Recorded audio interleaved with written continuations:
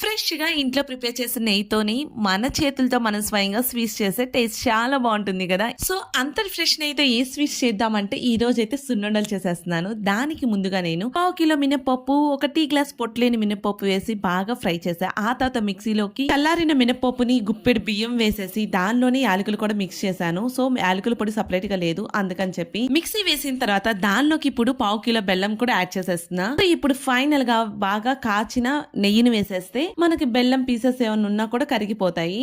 అలా కొంచెం కొంచెంగా నెయ్యి వేసుకుంటూ సో మనకైతే బాగా ముద్ద వచ్చేంత వరకు మిక్స్ చేశానన్నమాట. ఫైనల్ గా అయితే ఇలాగ సున్నుండలు అయితే ప్రిపేర్ చేశాను. అలా మిక్స్ చేస్తుంటేనే ఆ స్మెల్ అయితే టెంప్ట్ చేసేసింది, అంత బాగున్నాయి. సున్నుండలే కాకుండా ఇంట్లో మిల్క్ కూడా ఉన్నాయి. సో ఫ్రెష్ నెయ్యి ఉన్నప్పుడు మిల్క్ తో ఏం చేద్దామని ఆలోచిస్తే కలాకండ చేద్దాము, టేస్ట్ చాలా బాగుంటుంది కదా అని చెప్పేసి ఇలా కలాకండ కూడా ప్రిపేర్ చేశాను. That's today mini vlog. Video నచ్చితే లైక్ చేయండి, సబ్స్క్రైబ్ చేయండి. Bye bye, see you in the next mini vlog.